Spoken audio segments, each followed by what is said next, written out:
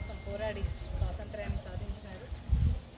అప్పుడు మన జనాభా 30 కోట్లు, ఇప్పుడు మనకున్న జనాభా 100 కోట్ల పైమాటే.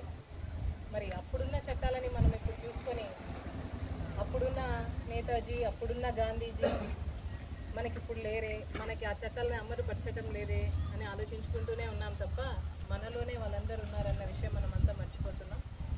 ఖచ్చితంగా దేశం కోసం మనందరం పాటుపడాలి. ఆ రోజు తీసుకొచ్చిన స్వాతంత్ర్యం ఏ విధంగా వచ్చిందో మనం చూస్తూనే ఉన్నాం, తెలుసుకుంటూనే ఉన్నాం. కానీ అట్లాంటి దాన్ని మనం ఏ విధంగా ఉపయోగించుకుంటున్నాం అనేది మనస్ఫూర్తిగా మనం కూడా ఆలోచించుకోవాలి. ఈరోజు మహిళ రోడ్డు పైన నడిచేయగలిగే, ఒంటరిగా నడచగలిగే స్థితిలో కూడా మనం లేము. అంటే ఆ రోజు అంతమంది కష్ట ఫలితం ఈరోజు మనం మహిళలకి ఏ రకంగా ఇస్తున్నాం అనేది ఆలోచించాలి. అదొక్కటే కాదు, ఇంకా చాలా ఉన్నాయి కదా, చూస్తూనే ఉన్నాం, రోజు పేపర్లలో చదువుతూనే ఉన్నాం.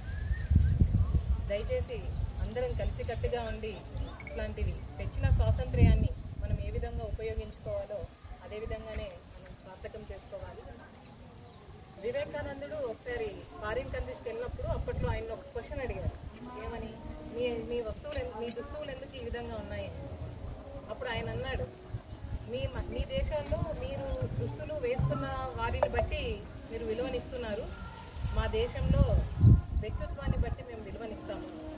మరి అట్లాంటి వ్యక్తిత్వాలని మనం ఏ విధంగా నిలబెట్టుకుంటున్నామో ప్రతి ఒక్కరూ భారత పౌరుడిగా ఆలోచించుకొని ఆ వ్యక్తిత్వాన్ని నిలబెట్టుకొని ఒకసారి మనం బార్డర్లకు వెళ్ళి చూస్తే తెలుస్తుంది, నిజంగానే దేశం కోసం మన కోసం వాళ్ళు పాటుపడుతున్న విధానాలు, వాళ్ళ కుటుంబాలను వదిలేసుకొని నిల్చోవడానికి నీడ లేక, తాగడానికి నీళ్ళు లేక దేశం కోసం అనుక్షణం పోరాడుతూనే ఉన్నారు. మరి అందులో మనం ఏ రకంగా ఆ దేశం కోసం మనం సేవలు అందిస్తున్నామో ప్రతి ఒక్కరు ఆలోచించుకొని, ప్రతి ఇంటికి ఒక సైనికుడు మనమే, ప్రతి వ్యక్తిలో సైనికుడు ఉన్నాడు. ఆ సైనికుడిని మనం అనుక్షణం కాపాడుకుంటూనే ఉండాలి, పోరాడుతూనే ఉండాలి. ప్రతి ఒక్కరు కలిసికట్టుగా ఉంటూ దేశానికి మంచి పేరు తీసుకురావాలని మనస్ఫూర్తిగా మీ అందరినీ కోరుకుంటూ మరొకసారి స్వాతంత్ర దినోత్సవ శుభాకాంక్షలు తెలియజేస్తున్నాను.